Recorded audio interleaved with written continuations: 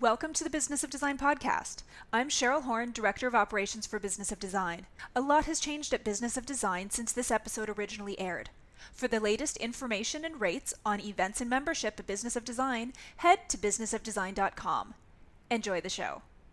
Hey everyone, welcome to Business of Design, episode 124. And this is going to be a solo podcast in honor of Business of Design's 15th birthday. You're going to be hearing about some of the celebrations we have upcoming, including ones in Washington, D.C., in Nashville, and at High Point Market, October 19th, 5 to 7 p.m. at The Point. Do RSVP for all of these at businessofdesign.com. We want to make sure there's plenty of bubbly to go around and lots of prizes. For example, at High Point, we are giving away 15 prizes and we want you to win.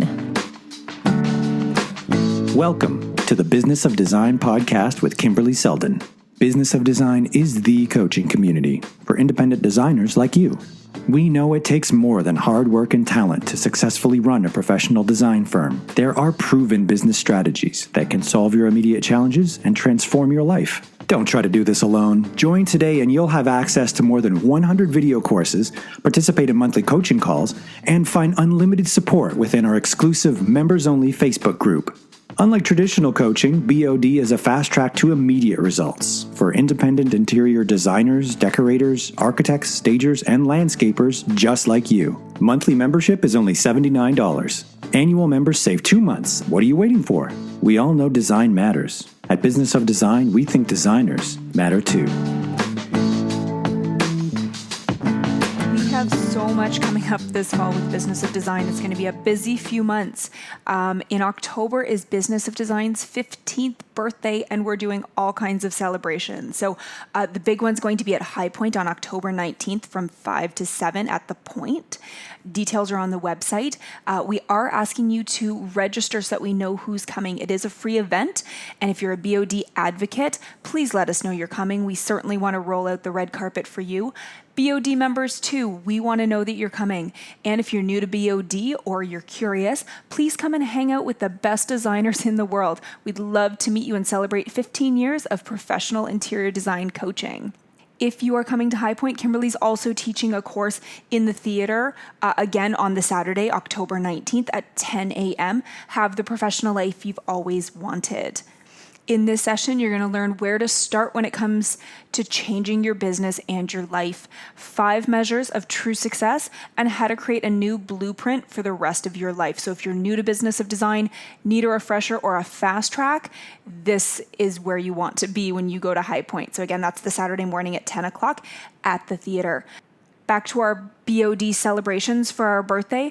We have 2 other celebrations going on at Business of Design chapter meeting. So one's going to be happening in DC on September 10th, the other in Nashville on September 23rd. Please reach out to me, Cheryl at businessofdesign.com for more details.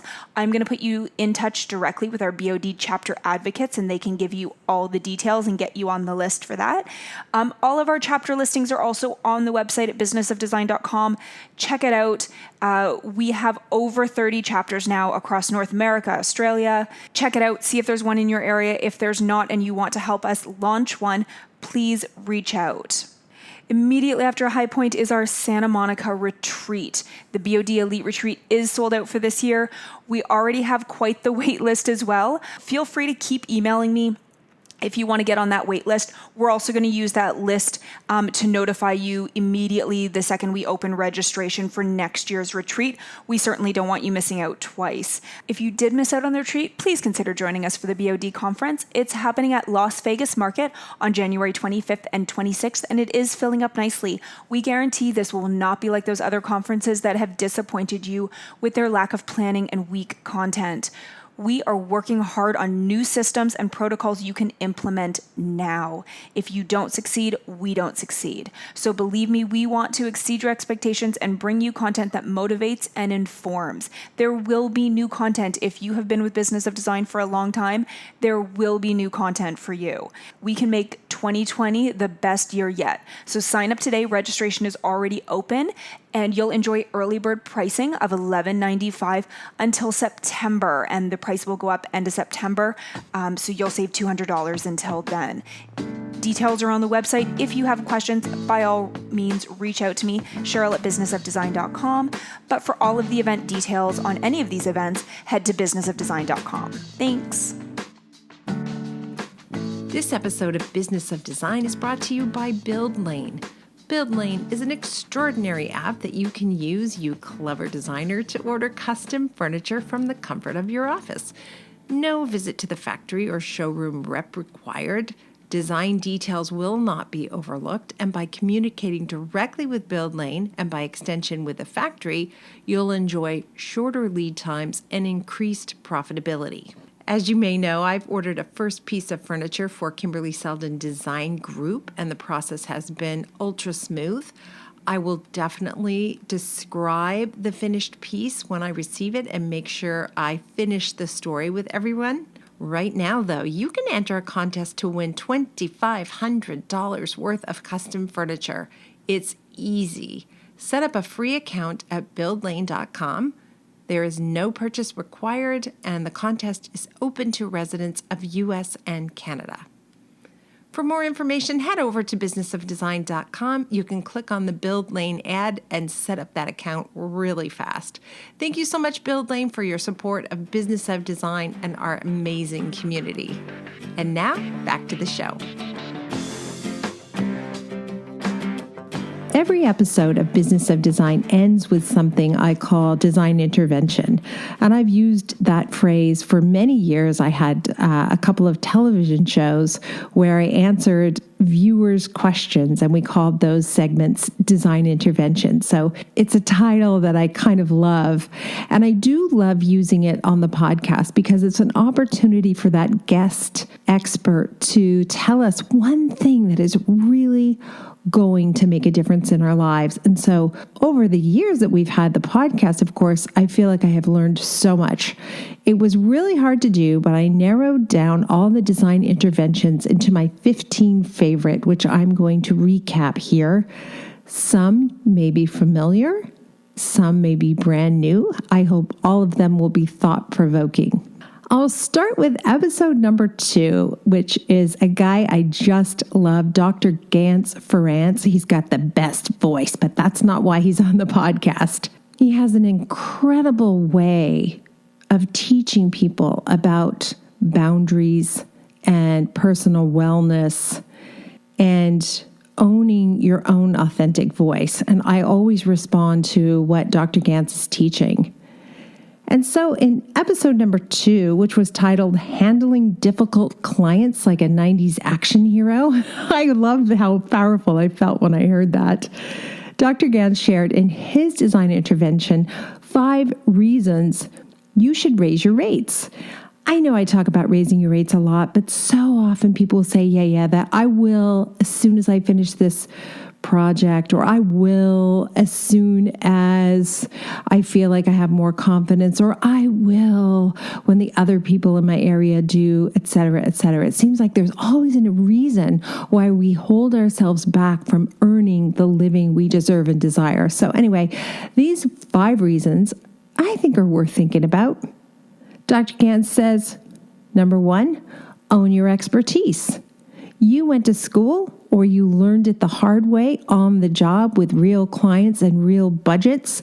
It's okay to charge for all of those lessons that you've learned along the way. Remember what plumbers always say? Yeah, I charged you $250 to do that thing that took me 15 minutes, but it took me 15 years to learn how to do that thing in 15 minutes. It's the same thing with us.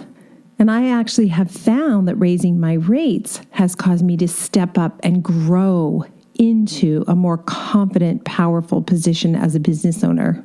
The second reason Dr. Gans says we should raise our rates is because the right fee will build a better design business. I can't tell you how true this is. A too low fee will scare away luxury clients. They will not think you have the chops to handle them. but it doesn't have the same impact on clients who don't want to spend that much. In fact, it has the opposite impact. They think, wow, that must be a great designer. I would love to work with him, or I would love to work with her. So the right fee actually attracts the very clients you say you want, and the wrong fee, a too low fee, will keep you stuck indefinitely in the wrong snack bracket. Number 3, thank you, Dr. Gantz. When you feel better, you perform better, and higher fees feel good. I found this to be so true so often in my life. There are days when the work I do is so hard, and I think, I really don't want to go and do the following thing. For example, today I went to a job site. I met with a guy who was templating the countertops, and he had all these questions. Why was it so hard? I just wanted to go and let him in and then let him leave. But instead I had to answer all these questions about the overhang because we had these unusual drawer pulls and there was some funny gables in the house that already existed. So there were a lot of questions.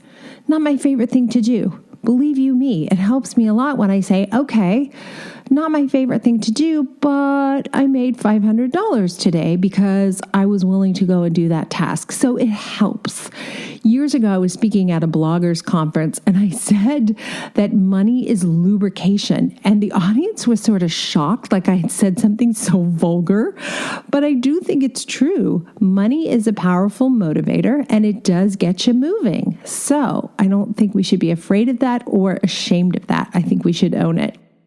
The 4th reason Dr. Gantz gives us for raising our rates, I just love.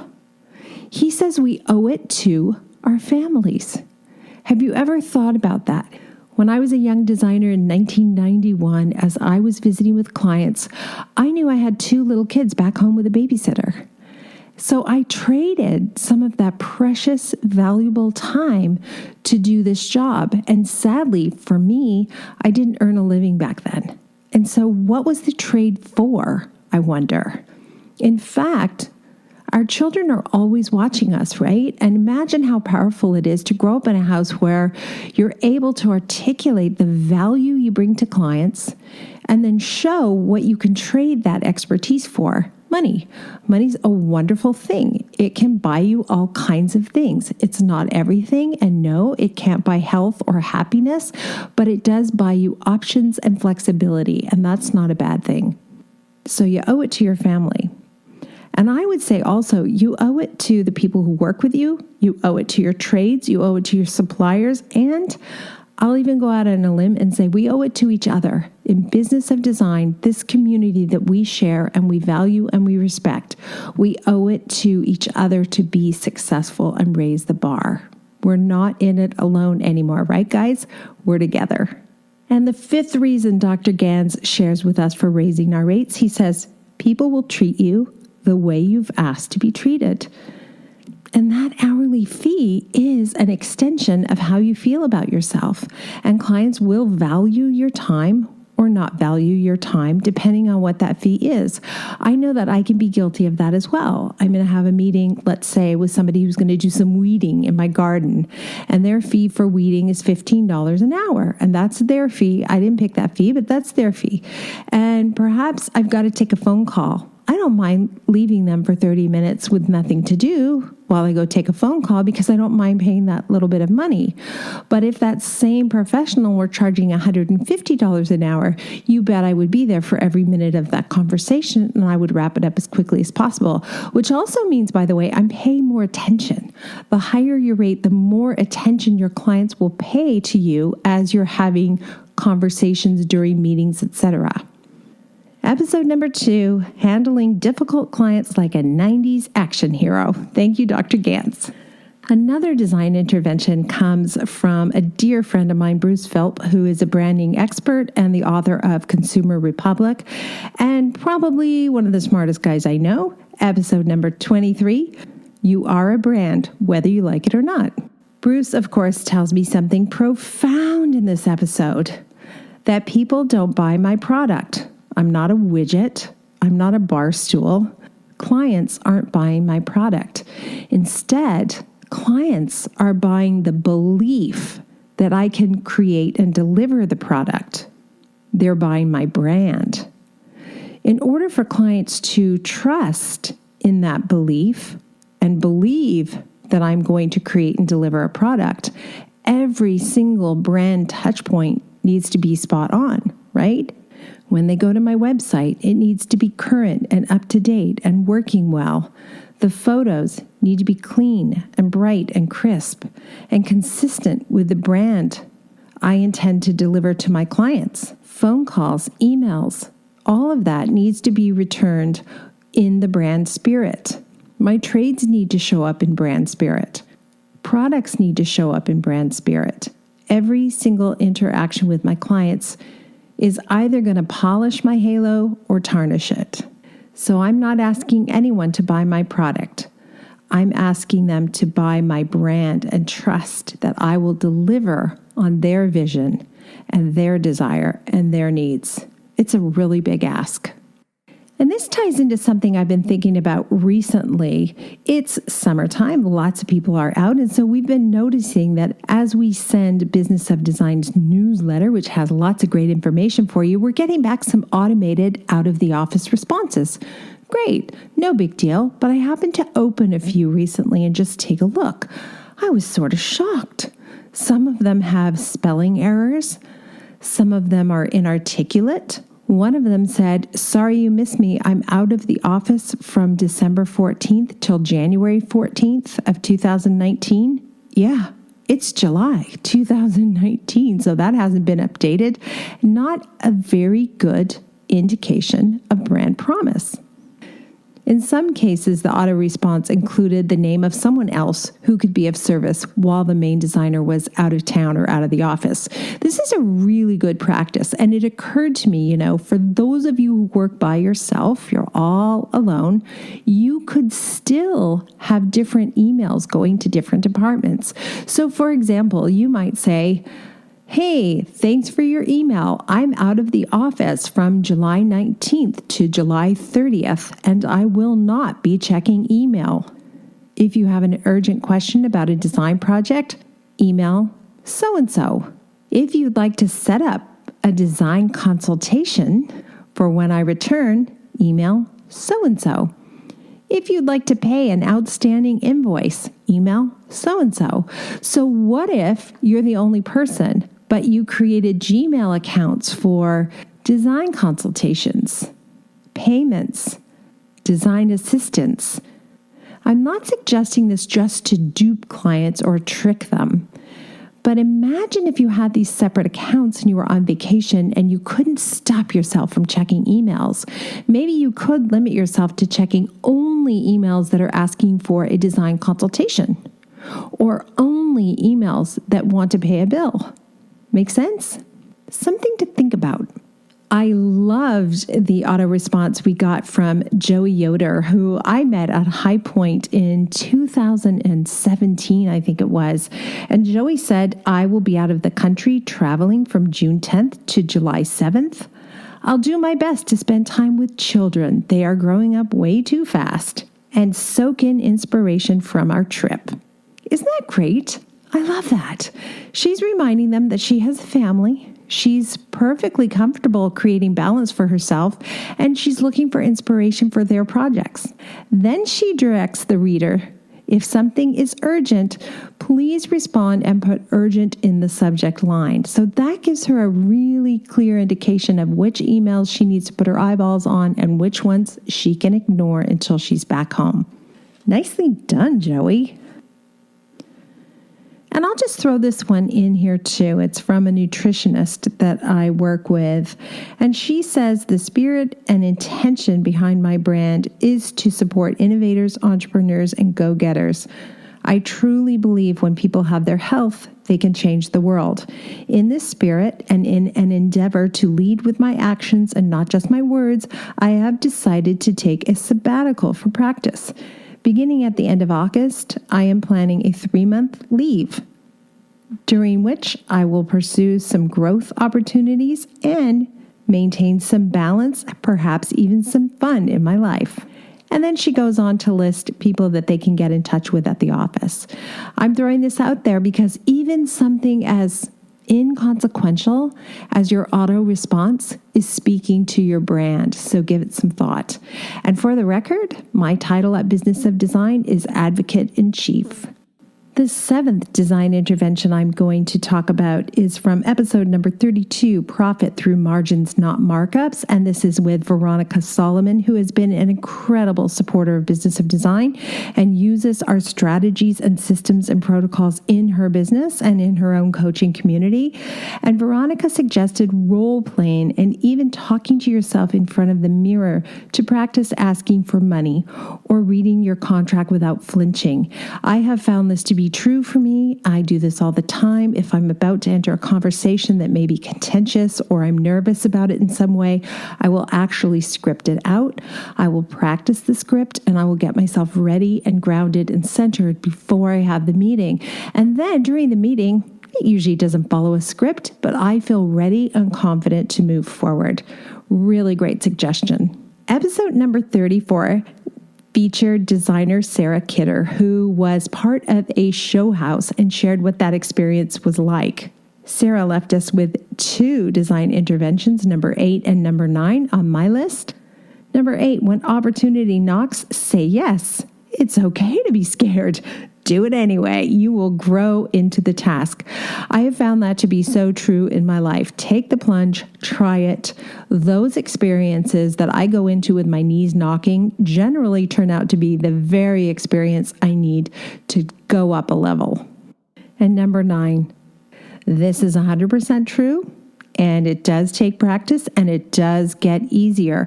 But when you meet a new client or a potential client and they ask about fees, state those fees confidently by looking that person right in the eyes. Don't waver, don't blink. You are letting them know what you're worth. Even if others in your area go for free or charge too little, you don't. You know your worth and you are broadcasting your value. Your value is not zero. And this ties really nicely back to Veronica's, where practice, practice, practice.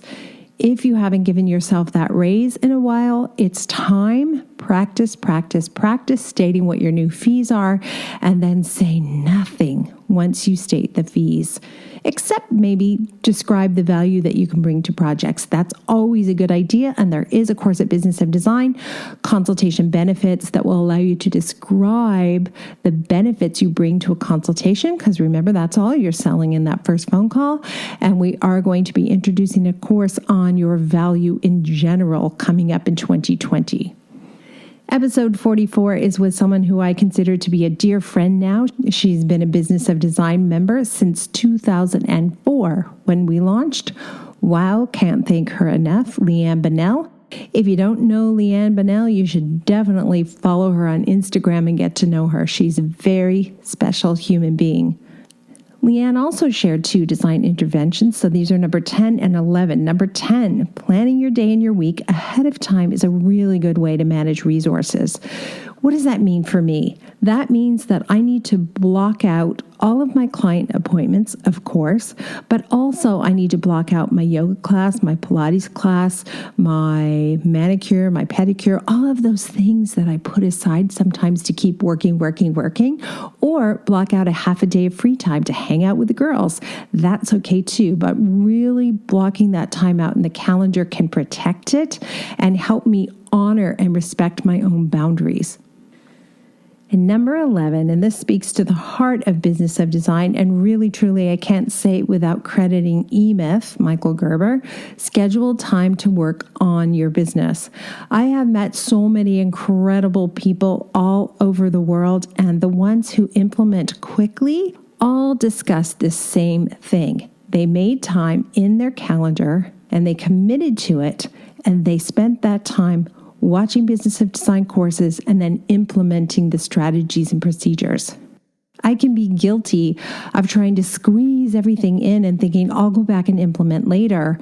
And then 3 months later, I don't remember that wonderful thing that I heard on the podcast or the wonderful, amazing thing I learned at Business of Design. Schedule time to work on your business.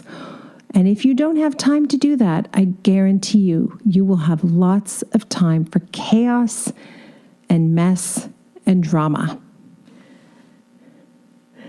Number 12 comes from episode 50, which featured Carly Waters, who was on a mission to do fewer clients but do them better. I completely relate to that because that's a mission I've been on for the last 5 years, and I am happy to say it's working really nicely for me. Carly talks about working for friends. Be cautious when working for friends. Ask yourself, is this a friendship I can afford to lose? And I will add to that, in my experience, when I have worked for friends and given them a break or not charged them for the consultation or not charged them for this or that, it hasn't gone well. When I have worked for friends and I've treated them exactly like any new clients I love and respect but don't know very well, it's gone perfectly. And I have 3, 4, 5 friends I've done multiple projects for now, which was not my experience, believe me. And sometimes, are there moments where you're kind of like, eek, not sure how to say this? Sure. But because I've been above board at every turn, because they know that this isn't a hobby for me, this is how we make a living, they've been really respectful, and we've been able to move through these projects slowly and carefully. I see a future where you can work for your friends too, once you have systems and strategies and protocols, and you behave on those projects exactly like you behave on every other project. Episode number 53 is a bit of an outlier, very special episode. It featured Christine Horn. The name sounds familiar. Yeah, it's Cheryl's sister. Christine is a well-known actor. She has received all kinds of awards for her skill, and she's been in all kinds of movies and television shows. And she won a huge award as an actor a couple of years ago, and then shared the story of how even though she'd won that huge award, she was having trouble meeting her bills that month. That sometimes the accolades come and the money is not necessarily there, particularly in these creative or glamorous professions, and ours is definitely one of them. Christine in the episode talked about also another friend of hers who had won a prestigious award for a book, received $100,000 for that award, and went to the bank to deposit that, looked at his bank balance after the deposit, and it was $107. So sometimes you can live hand to mouth even though you have success and fame. Christine's design intervention was really moving, and I think about it often. Number 13, sometimes the only power we have as artists is to say no. Say no to the job that won't satisfy you. Say no to an opportunity that doesn't feel right. Saying no can be a powerful way to shape your destiny. I got goosebumps thinking about that. Isn't that true? Sometimes the only power we have as artists is to say no. Wow. Number 14, episode 69, Confidence and How to Get It, with Cara Lowenthal. Cara is a confidence coach, and she talks about the power of positive thinking and how that can be really not helpful to people because it's so far away from reality. So rather than thinking, if you're brand new to business and you have only one customer and you're barely making the ends meet, rather than thinking, I'm going to make $1 million next year, take middle of the ground steps. Next year, I will have 3 clients and make X amount of dollars. Neutralize the thinking rather than going for extremes. Go for something that's slightly unattainable, but just a little bit closer. And that can be a great way for you to build confidence as you come toward that goal. And number 15, the last one I will share from episode 81, Juliet Palaria, take action today. Don't take action tomorrow, or you might take action tomorrow, but we don't know. Today's the only day we have, right? I want you to succeed. In fact, I want you to succeed beyond your wildest dreams. And you may not see this right now, but the difference between you and wild success might be the tiniest little action step. In my experience, taking that one little step forward cause all kinds of other things to shake loose and fall out of the tree. It was the one little action that propelled me. It's not necessarily about giant leaps and bounds. It's about doing something today, this minute. If this podcast moved you, if there was something in this podcast that made you think, yes, do something with that today. Don't wait for tomorrow. Thank you all for this incredible journey. I learned so much from this community, and from those of you who've been on the podcast, I just can't thank you enough. If you're listening to the show and you think, wow, I'm really an expert at the following magical thing, and you want to be on the podcast, we want to feature you. It's been an incredible 15 years. I never dreamed when I stepped in front of the first Business of Design group of peers and shared my story that this is what would come of it. A thriving community of peers who are a huge part of a multi-billion-dollar industry. That's you and that's me. And together we are so much more powerful. Thank you all for the best 15 years ever. And we are looking forward to the next 15. And I hope that we will meet in Nashville, in DC, at High Point, or in January at the Business of Design Conference. Thanks for being here. Thank you for being a part of the Business of Design community. If you love what you hear on the podcast, take the next step by signing up at businessofdesign.com. As our thank you, you'll gain access to Business of Design's 15-step project management strategy, a free introductory course which includes 3 Business of Design systems you can implement for immediate results. And when you're ready for success, a Business of Design membership, monthly or annual, will dramatically improve your business and your life. What are you waiting for? Together we will achieve extraordinary results. Start today